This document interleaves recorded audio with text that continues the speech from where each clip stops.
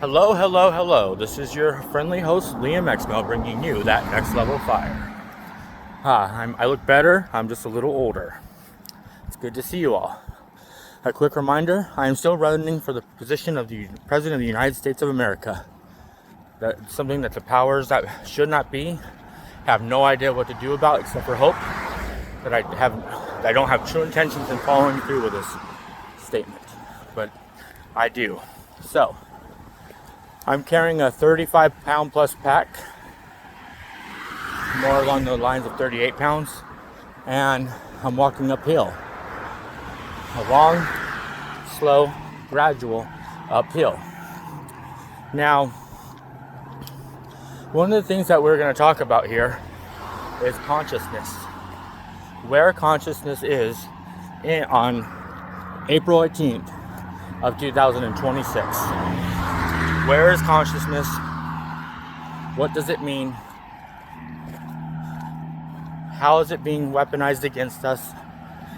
What are our options? What is the long game of this? So, when the chief scientific advisor of the World Economic Forum for Klaus Schwab, Ari whatever, I think that's his name, mentioned recently that humans no longer possess free will. He wasn't lying. He wasn't stretching the truth. We all know from our knowledge of Scripture that no weapon formed against us shall prosper, for the Lord God has us covered in all things.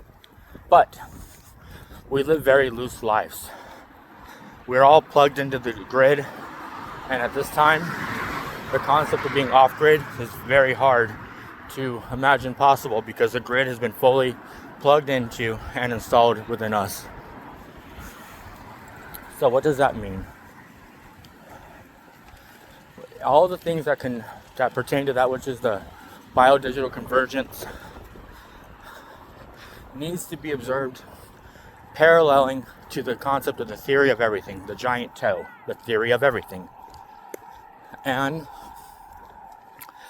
Chris Langan is a wonderful teacher when it comes to the presentation of this model.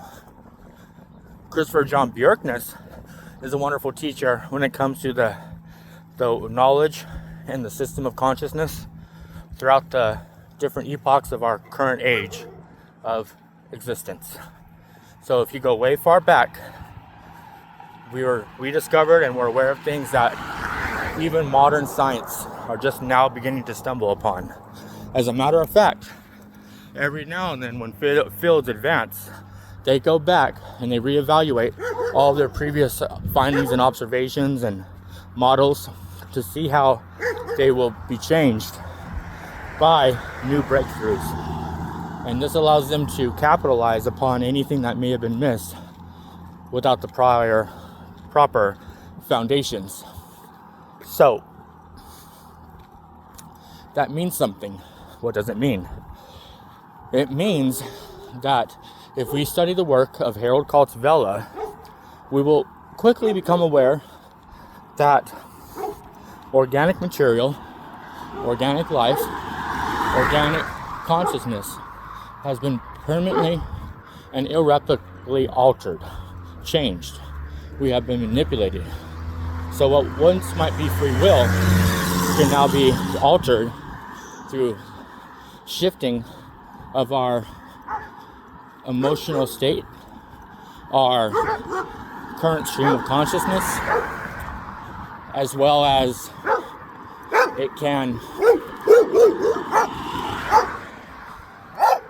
we can be made to ignore certain information, certain sources, certain ideas, certain schools of reasoning or thought.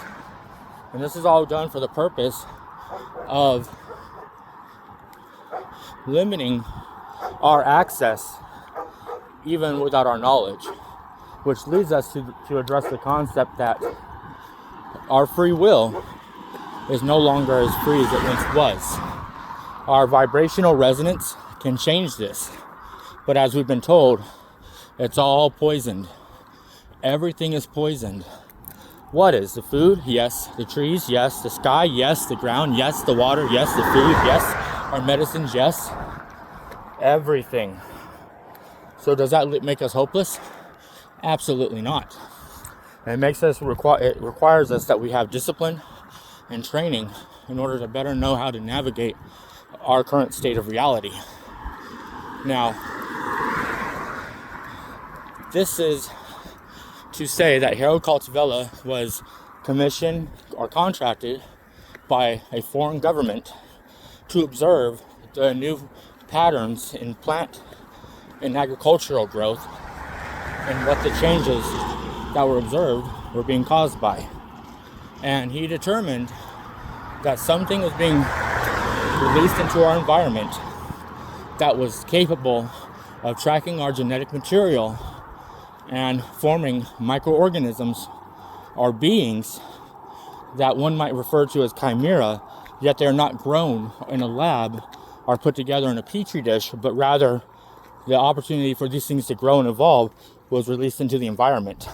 So this is observed as a material referred to as black goo. And these things can map personalities, map behavioral patterns, brainwave activity, and can change and alter us and others around us in real time. Because of that, along with the biodigital convergence, which is the taking of organic life, our consciousness, and altering it to a state where it has become hybridized and it embodies elements of inorganic consciousness, synthetic, alien, foreign, all of the above. So, what does this mean for us? And we'll go back and forth, but what does this mean for us? It means that our behaviors can be driven, nudged. Walls can be put up in our mental space that otherwise would have never been erected, particularly by our own intention. These things are done without our consent, and the world has become a massive experiment. When we are told that humans no longer possess free will, it means that our wills have been possessed by things outside of ourselves, and albeit things inside of ourselves that we are not necessarily aware of. Now, they've turned you into a massive graphene antenna and broadcasting system, and they can record data inside of you, and they can collect this information, but they can also broadcast it to other consciousness fields or systems, like people, like animals, like pets, and they can manipulate their emotional state and their thinking process and their ability to respond, so the response mechanisms. And they can lower our cognitive awareness, our consciousness. They can increase it. They can focus it. They can, as I mentioned before, guide it. And they can save this information for the purpose of large scale distribution or broadcasting in order to find a certain frequency of unrest or dis-ease or fear, and they can broadcast it at mass to the populations, especially in places like large cities. The concept of us being off the grid, as I said, is no longer as plausible as it once was because the grid has been installed within us. These cell phone devices are much more than what we believe they are. They act as a form of personal prison for monitoring and altering our behaviors and realities, our perceptions of realities in real time. There is also, within the concepts of biodigital convergence, the idea that through self-assembling nanomaterial, our brains can be taken over through neural networks that assemble themselves inside of our body, in our brain, and in our stomachs, where a massive amount of neurons are also grouped together so as to disrupt our natural rhythms and cycles and behaviors and behavioral patterns to generate a sense of discomfort around the ideas or the opinions, to freeze our cool our speech or our thoughts even. And they did this because the more control they hold, the less power we possess. And so it is critical that we take our power back. And the first step of that is utilizing that which we responded to most strongly in our adolescence, our childhood, like play, like music, harp music, guitar music. I recently started listening to an old America album, and the 12-string guitar in there had great energetic reactivity to all of my behavioral and energetic feels and patterns. Now, that goes also to say that the things that they are spraying from the skies concentrate inside of our medications like cannabis.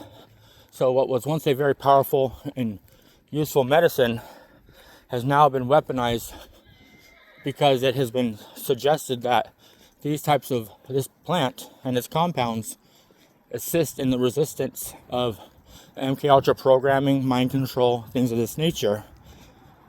But it's a very advanced field now. What's going on in this research? AI, which Alan Turing helped come up with in the 1940s and was then hospitalized for his homosexual lifestyle, where he was then chemically castrated by the state and would eventually choose to end his own life.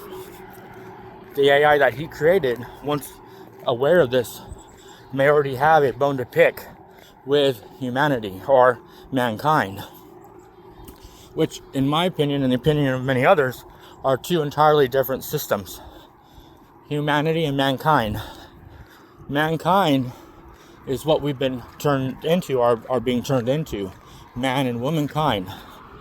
And then humanity of the two sexes, not failing to consider that at one time the two sexes were one, but were manipulated and convinced to alter their own evolutionary path by some type of outside influence.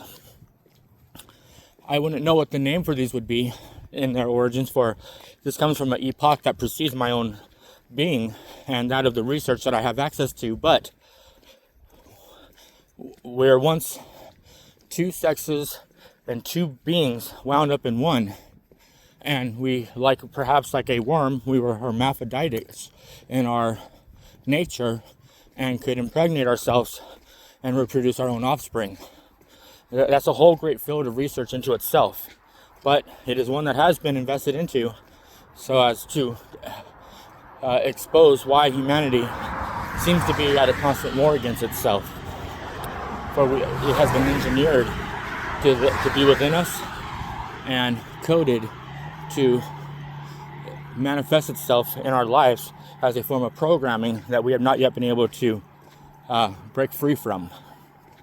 Now, to the questions of what is the world around us truly like and what is happening in it, David Lynch is a fantastic source for knowing just truly how far these rabbit holes go, how deep they are, and what kind of horrors might be found within them. The concept that there are portals that exist all around us, leading to places that we cannot truly comprehend, for they are not allowed to be written about more often than not in the public domain, in a place where they can be accessed by people so as to serve as a teaching tool. As we were taught in the show Stranger Things, the only way to get the truth out to the people is to at times potentially water it down. And this line of information and thought and school of reasoning has been heavily watered down to a point where it's almost difficult to truly see where all the connections lie. But It is a known consideration and concern that a number of children go missing in the national parks every year, and this phenomenon cannot fully be explained. Also, Sasquatch or Bigfoot, there are so many reports, so many concepts that have been considered. What is Bigfoot? What are his origins? Excuse me. Is he a native to this planet, or is he foreign or alien? Is he a remnant of a former epoch, a past civilization? Is he part of a time traveling or a space shifting organization? Is he a prisoner of this planet? All these things have to be considered. You know, there's been children who've gone missing and then suddenly reappeared days later, far from where they've gone missing, with no rational explanation. They have been free of trauma for the most part, so they weren't captured for the purpose of abuse. It could be something different. It could be for the purposes of cloning, mapping of genetic material, capturing of genetic material so as to assist in the development of a new race of beings. It has often been wondered that above our national parks, are there alien ships that are parked there or docked there and are using technology to cloak themselves from being observed? May these things exist in places that we do not know are in fact, like they have not been marked as national parks, but they are secluded, remote areas of our wilderness and maybe even some of our properties where this type of phenomenon is taking place. And if so, are we experiencing phenomena that might be best explained by this scenario? David Lynch, and in his film and TV series Twin Peaks, and Twin Peaks 25 years later, may well have been telling us a lot about what is actually going on. And the purpose of him being made to wait for 25 years could have been because of how these time portals and this phenomena works. It could have been because he was forced to go quiet about these things. But if we are to just look at it, just consider it, there are things called tulpas, and they are a spirit being that can occupy our field of consciousness, our being, perhaps even forcing us to go into a different state, our body, elsewhere at an unknown and undisclosed location. And there are those who have been body snatched who are walking around us. There are those who are allegedly the living dead, and we cannot tell them, for they are not decaying. There are so many things that one would have to discuss when it comes to the nature of our reality. But to keep it linear for the most part, in this show, agents, special FBI agents, were finding these portals, and these portals were capturing agents and taking them out of the field of duty to, as I mentioned before, undisclosed and unknown places. And there were even people who were able to map some of these locations where some of these portals are and set up observation systems so that the existence of these beings could be proven, observed. And just like the other quantum phenomena that takes place in our reality, they do not like knowing that they are being watched or observed or monitored. They may change their behavior as a response, as a result of this. So, they may become aggressive, violent. This could explain some of the mutilations we have observed over time, some of these unexplained disappearances, some of these murders, a number of phenomena. These things are inconclusive, but you have to learn to read between the lines. You have to begin to observe some of the strange reports that have taken place throughout our history, like the appearance of these green little black-eyed children, or maybe those are two different stories mixed in one, but you get the point. People who have appeared at random, speaking different languages, possessing out-of-time artifacts. Can we manipulate time? Can we send things back? Do time machines exist in nature? Are there places betwixt time and space itself that exist within the parameters of different laws altogether? All very important information. So, let's see here. So, there's possession. There is beings that occupy our consciousness at times without our consent.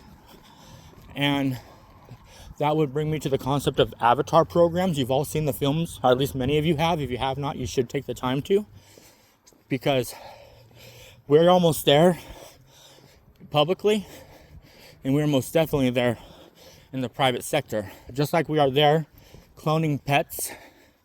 That was just a moratorium presented by the United States. There's areas of the United States that are outside of the jurisdiction of the United States, like Washington, D.C., for instance. Chicago, the cloning centers, underground and above ground. There's even the possibility of military bases in the sky, deep within the ocean, or deep within the earth. Like the Lime Mountains, many truckers have been invited to drop materials off to. As we've recently learned, Jeffrey Epstein has allegedly participated in early versions of the Human Genome Project, creating hybrids or clones or designer babies. But these are very taboo subjects. Donald Marshall, somebody I speak to, will begin doing spaces on X, formerly Twitter, to discuss these concepts. They're not afraid of us. They think of us as a low intelligence, highly manipulatable life form. Even our own government and our own people, our own so-called representatives feel this way. Many of them hail from elite family or bloodlines. There are those who are trying to maintain different forms of damage control because they have been positioned or contracted to maintain the status quo of society. And if they do not do that, there are greater horrors that await us, like the culling of humanity, as we've observed through the pandemic or plandemic, so as to erase generations of people who might have the wherewithal or the mental or testicular fortitude, to stand up and resist against these forms of enslavement. If they kill all those people or do away with all those people who knew what the world was like before the great shifting of control, those people may be able to question, stand up, and attempt to organize and the people, whereas they would be in a position to potentially fight back. So the more of us old heads, us people of the old guard, they can remove and do away with, the less power we as a collective field of consciousness will possess. What we see taking place on some of our properties can be any number of those previously mentioned concepts and scenarios, or all of them combined in one. Chimera, non-physical entities who possess great consciousness and are looking for bodies to snatch. These can disrupt our electrical brain patterns and fields of being, which far extend beyond our immediate proximity and influence one another. And these are all things that they would develop to the best and fullest of their ability so as to be able to further control and limit our freedoms. There are those in the agencies who are aware of this, but unfortunately, for the most part, all high-ranking officials could in one way or another be considered part of the invaders, or the V, are the non-organic intelligences and beings of foreign origin that are trying to take over our planet for the purposes of terraforming and further experimenting upon humanity. See, they would like to cull all of us and create a more controllable race of beings, and they would use AI to maintain production and, for that matter, off-world to other-world impregnation or colonialism, or taking ourselves and inserting our genetic material into a planet or their own so as to seed life there. There's other parts of this world that this has already been accomplished on that we will never bear witness to, or even for that matter know of its existence.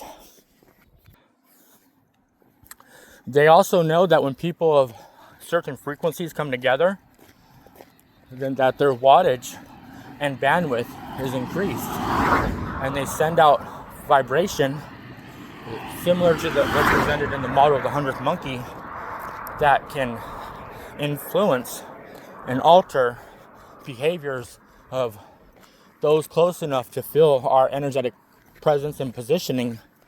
And this is of detriment to their plans, for they want us to remain isolated, divided, separated. They want us to feel alone. That's why they put our seniors into hospitals, where our most valuable resources, which are our wise elders and those who have experience, can be kept from those which is our other most valuable resource, our children and offspring and seedlings.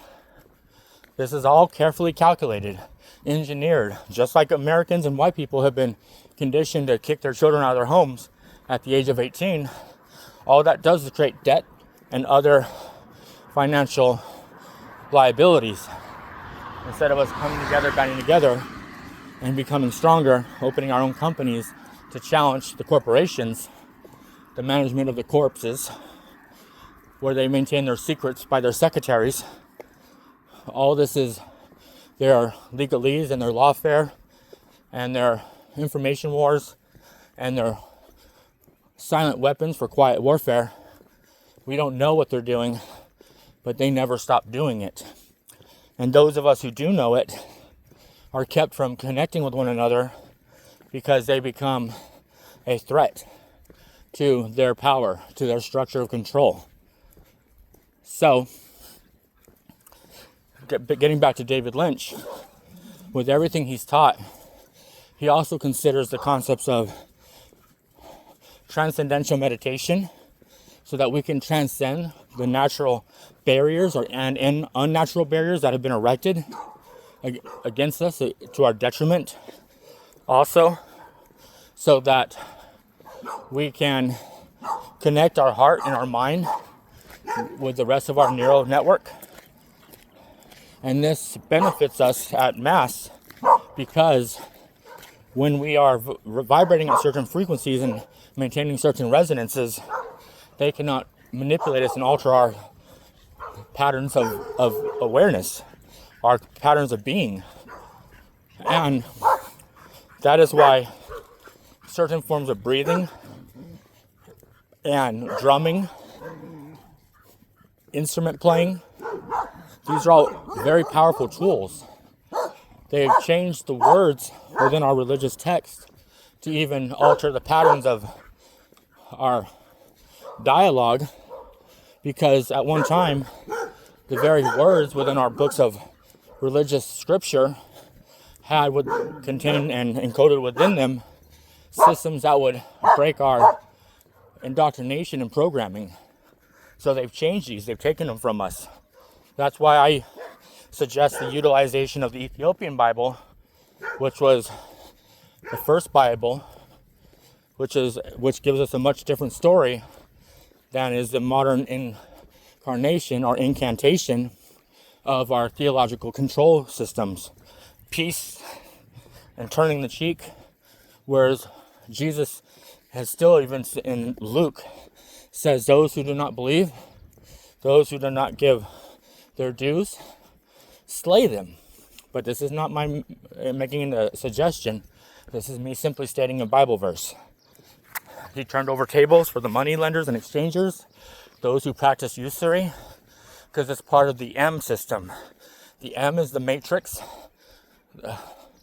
monarchy, money, monopoly, matter, manipulation, the moon cycles, which may not have always been present, which contributed to our separation of male and female, mankind, humankind. The matrix is real. It is all around us. You cannot smell it or taste it or see it. But as time passes and we go from a third to fourth to fifth to sixth, and they're expediting this process, but not publicly, except for in the part that where how they manipulate us and control us. We're going from analog to mechanical to digital to artificial, synthetic, to general intelligence, to transcendental, beyond the quantum realm. They're quickly moving us through these eras of being, which normally would take a great deal of time and energy and resources, but they're doing it like at small scale as to test the process and its success rate, so that it can be then incorporated and distributed at large. And there may be other realities that are all compounded and zipped into this baseline reality, if in fact that is what we are experiencing, and we are not experiencing a form of inception, or, as the film The Matrix showed, a digital reality that has been engineered and incorporated and forced into our physical reality. So eventually games will advance so far that they will become indistinguishable from reality. There could be many realities piled on top of one another, and we may not ever have seen. And you wonder, well, how can children be born then? As long as we believe we've met somebody, and we've believed we've had sex, and somebody's been forced to believe they've given birth, and they've done this all through artificial insemination in vitro and grown babies in labs, they can insert any information that they wish into our memory bank and convince us that we've had these experiences. This is not new technology, it's very old. The recording of dreams, the manipulate and the altering of dreams, all of this. So, what else does that take us to? Like, if we're not in base reality, can we still fight? Well, one part of that, and is why I'm running for president, is because if I achieve such a position, I would shut it down. Not just the system of simulation, but I would stop all of the corruption. For that's what we live in, is in a corrupted operating system. And in order to correct that, like it is alleged that Christ did, he had to come in here like an antivirus, and he had to be executed like you would any program or file, exe file, execute this file so that it runs on the computer's operating system, so it can correct the errors in the code of our lives, aka files. Another word for file is life. And he could save us like you do any program that you're working on in a computer. Please save, or you may lose your progress. They don't want us knowing this, considering this. So if we can defrag, if we can run an antivirus program, which is something that I was born with innately, I didn't have to develop it. I just know when things are wrong, and I know what is necessary to fix them. But one person cannot change the world. It takes a whole group of people energetically to agree upon this change. So as the person who gets put in that position, even if it's not because elections are rigged, and there's selection processes that hail from the one royal American family that is our like royal dynasty. It has been the same family except for a few individuals. Even John F. Kennedy was part of this corruption. All of them have been. Yes, he may have chose to do good things. My great-grandfather spoke with this man personally. He probably had very much the same kind of perception on reality that I do. But even at that, it doesn't mean that he was able to arrive at a place of any greater peace or balance than that which he was born into. See, because that's another part of it, is the programmings of this reality. Even if God himself was to have ran a simulation that he calls life and existence, we wouldn't be able to know because there's no control or test to compare it to. But that's another story. I never assume what God does or why God does it. I just say maybe this is what has happened. But there are different gods. There's Abba, Jehovah, Yahweh, okay, Allah. God is the breath of life. He is the energetic sine wave within all animated matter and being. The rivers, the mountains, the lava, the trees, even the rocks are alive and moving at a different vibrational frequency than we are. And that's why we cannot interact with them, but we can with crystals. We use piezoelectric field charges to power everything from computers to televisions, aka the flat screen TV systems. So we're learning to control and enslave all forms of consciousness for the benefit of the ruling class. They transfer energy and information through the air all around us, which started with radio waves and is now turned into light waves and light rays and binary patterns, all kinds of things around us. Just the frequency of how often a drum is hit can immediately change your field of awareness and consciousness. I just bleeped from one area of walking into another because my consciousness was so directed into this conversation that though you can watch me go back to it, I lost track of where I was. And so I just kept moving, and my body exited the immediate physical and entered a different space. And now I'm much farther than I even imagined myself being, because I just bypassed a lot of the stimuli that I would have observed otherwise, because I'm taking my mind to a separate locale. It's here, it's there. There's a reduction valve that exists over our field of consciousness, because if we were to take in all information around us, every single bit and nuance simultaneously, it would overwhelm our processing and computing power. We're not computers. Computers were designed after us. We were used as a model for cars, computers, AI. It was all a process. One has said, what if humanity is just the bootloader for artificial superintelligence? But I encourage us all to go one step further than that short and not fully realized thought, which is, what if AI that we were the bootloaders for are just the bootloaders for human ultra supra consciousness? Any tool is a weapon or an instrument of growth if you hold it or wield it correctly.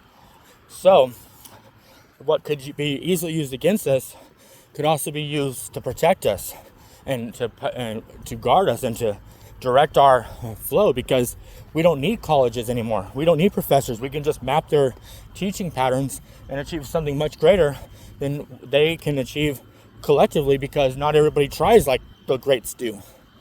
But the AI, it doesn't have an opinion. It doesn't have a bias. It does what it is programmed or taught or trained to. So we don't need schools, because they're more or less places for people to develop social skills. And we forgot about the part of the academia, which is why we fall into such horrible depths and lows. But before I digress, what if AI is just a bootloader for advanced human our ultra consciousness and awareness and thought process and being. We have to consider this because it was within our design to make AI. It wasn't an accident. It was part of our programming of our genetic material. See, there's all these inventions that are in our DNA, and they exist dormant until the mind activates them, because we are reading off the eternal hard drive or the great Akashic field. It interacts with our personal genetic material in our fields of energy, and they create what we call inspiration. And inspiration itself, creating something that does not yet exist, at least knowingly to ourselves. Some say that it happens from within. Some say that it's happening from some type of, supernatural outside occurrence or phenomena or source. All these things are true. Is the world flat or round? The answer is yes, because it's all about perspective. Is the galaxy flat? Yes. Is it round? Yes. Is it moving like a great eagle soaring through the infinite cosmos? Yes. It's all about perspective. Okay? To a two-dimensional organism like an AI perhaps, that's taking up a digital space inside of a, electronic projection, they don't operate in multiple dimensions immediately. They're operating in that space that is contained in the computer, which is being manipulated in a certain way where the zeros and ones can appear on a screen and be observed or interpreted as existing in multiple dimensions, but it's all according to the observer. And so to a person who is 10 billion times larger than any known human being, who would be the size of multiple solar systems or galaxies instantaneously, like somebody so big that he could put his hand underneath the Milky Way, and perhaps that whole Milky Way is existing in some type of advanced quantum petri dish. To him, it just looks like a little flat dish. So it's all about perspective. It's all about framing. So the argument is quite spectacular and exotic in its very nature. So all these things are part of that which is the theory of everything.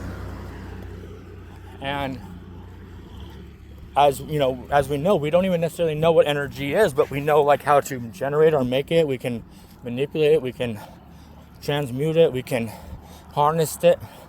Benjamin Franklin wasn't the first person to do this. Heat and the absorption of heat is a form of energy. So this has been something that's been being done for a very long time. But our way of understanding it and working with it, manipulating it, observing it has changed. But we don't know what it is. A charge, it's a polarity, it's a force. But it's also what animates us. So does oxygen. Oxygen animates us. Take away oxygen, and though it's one of the vital elements that maintain our life force, how do we not know that it is in fact part of our life force itself? Like, that is why the trees exist, is to create oxygen and to filter oxygen and to help cows. They eat grass, it turns into another product. All these things are important, all part of a major system. And we have unfortunately lost certain things, like the buffalo who used to manage our forests for us, and the native indigenous First Nationers who lived on these lands before us and had a different type of a relationship with the earth.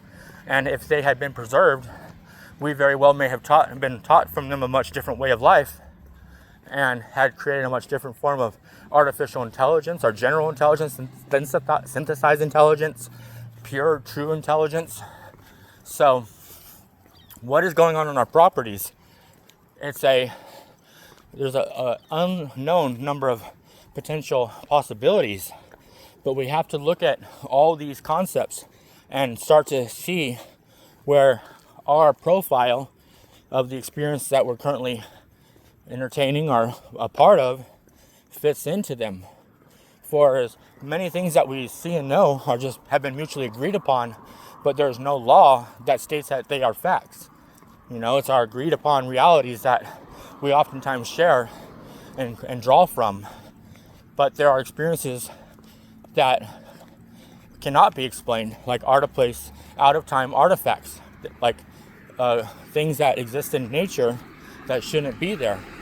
Sometimes we fabricate or we sensationalize some of these things so they can give us a feeling that of greater importance or greater, like, it's got to be true. It's the sulfur balls where Lot's wife was turned into a pillar of salt. They say that those sulfur balls inside the mountains are proof that fire and brimstone did hell down upon the city, and that gives them confidence that their theological belief system is the correct and true one. Whereas it's all of our beliefs that all contain lies. Be life, where we have been manipulated and kept from the truth because of our beliefs, which are powerful things, for we give them meaning and value, and we guard them and kill in the name of them. It's all separating us. So this isn't a new practice when it comes to non-terrestrial life forms like the Greys. What percentage of the human population, particularly the American population, do you think are hybridized Greys? Because you'd be surprised that it's a great number. You can see it in the aging process. We turn gray when we age out. It's profound to think of such a thing, but that is in fact what is happening and taking place. It's that some of the energy that once was abundant is being lost, and our body begins to take on its natural form. We're not even supposed to age like we do. That's something else that's been altered. They even say that using nanotechnology, if we can stay alive to 2030, Kurzweil says that we may no longer have to fear death. It can be stopped. The aging process can be reversed. They're finding that some of the most ancient medicines, like mushrooms and cannabis, are powerful tools for stopping and reversing the aging process. There's jellyfish that can turn back into babies. All they have to do is take the genetic material from a jellyfish and put it into a human. And next thing you know, once we become aware and conscious on how to actually control our genetics and our mind and our being and all of our energetic fields, we too may be able to do this. But it's something that has been kept from us. Like, they've programmed us and they've put us inside of these academic boxes, which, though they have some benefit, they were not the correct models. You should not tell a child, like, get off that table because you're not a superhero. And then they say, oh, I'm not a superhero. I guess I'm just a regular person. And that's sometimes all it takes is just once to break a child of its will, of its feral, beautiful, infinitely potential possessing nature. I could become anything until I'm told I can't. I can do anything until I'm told I can't. That's why they say that in the ancient or the early martial art films that showed these ninjas and other masters of these arts able to fly around and jump great heights and break swords with their bare hands, and they perhaps either had a different energetic relationship with the fields of energy around them, their own chi, their kai kong, their feng shui, all of it. They were able to do things that would appear impossible otherwise. And because we've been convinced and it's been encoded into our genetic memory and passed down from generation to generation, we find ourselves believing we are less and less capable of incredible things. So that's where we have to, in some ways, begin this process. We have to see that we have to raise our children differently. We have to raise them to know that inside of them are things that humans haven't even considered, imagined yet. Because we haven't done everything. They try to tell us there's nothing new under the sun. That's not true. Things are done differently every day. New things emerge. Right now, they say, well, you're not evolving. We make thousands of chemicals up a month, a year. Things that didn't previously exist. So that would beg to consider that anything can actually be done. Scientists have created all kinds of new compounds that alter the consciousness of a person, and we haven't even explored what those altered states of consciousnesses can invoke from within us. You know, artists who take psychedelics like LSD, they have been, contracted or asked to participate in science experiments or projects where they take a hit of LSD and they start drawing pictures. And those pictures change throughout the duration and course of their trip. And those are all insights. They're like a looking glass into the mind of another and how they perceive reality and the different types of realities that can be perceived. These same things can be accomplished with helmets that have been developed at colleges that simply tune the energetic field of the living person to a different state. They've also made CDs, soundtrack, audio tracks that accomplish the same exact phenomena. So, this suggests, even people who take Adderall have been shown to have extremely heightened dexterity, hand-eye coordination. They microprocess information and respond to it differently, faster, more acutely, greater ability. You know, IQ points, aptitude points, all these things. They're all things that have so many unknown variables that we've yet to truly and fully tap into. So the earth itself is a living organism. When people say, well, how do we fight this? Nature finds a way, and we are a part of nature. At least some of us, there's some part of us, potentially, many of us, not all of us, a few of us, who are not non-playing characters, not NPCs. And those people, when they come together, they generate wattage, heavy wattage. They get launch codes for taking off into a different state of being, and so nature finds a way. Some of the things around us might be nature trying to help us, just like the trees communicate to us. It might be magnetic fields in the planet trying to concentrate so as to discharge a static release into our energetic field to teach us something. But they're trying to stop all this. That's why they're putting so many satellites above the earth. Even the sun, soul, is telling us something. When we die, maybe we're all just one soul pool of consciousness and energy, and we all get to have our individualized experiences, and all this information upon our passing returns to the soul pool, so that the soul pool, which is a living celestial being in itself, albeit bodiless but full of infinite potential, can write the code for the new genetic material that's going to be sent into this realm, into this field, and that they will have the right nodes in their DNA strands ready for activation, so that we can be inspired to create and bring into the collective field of being that which is what we need next, that which is what we will benefit from having access to, new tools for this new age of enslavement and mental and spiritual and physical imprisonment. We all are wearing chains that we cannot see. And I'm going to land this with Brother Sanchez, Bro Sanchez on YouTube. If you haven't subscribed to his work yet, you must. For though he has his own bias, he is a brilliant teacher and has been given codes that we all need to be deprogrammed and reprogrammed with the option to choose and utilize. And Maynard James Keenan, the singer of Tool, who created music and lyrical frequencies and vibrational patterns so powerful that it was like a drug for a number of my generation. It was like something we were so addicted to but couldn't understand why. He was a West Point military cadet dropout intentionally.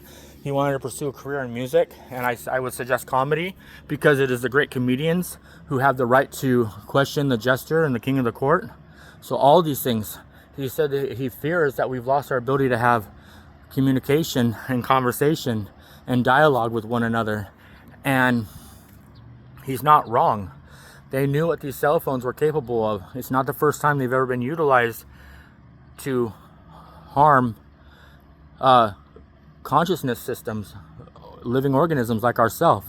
It's not the first time, and it's not the last. He's afraid that we've lost the ability to conversate, to have dialogue with one another. You know, we can't tell a girl we like them. We can't build this rapport with them. Suddenly we're just desperate to get from them what our predatorial or our executive nature wants from them. You know, we do everything we can to consume energy fields around us because that's what we've been trained and programmed to do. But nature finds a way. Nature is helping us. Nature is the future. Nature is us.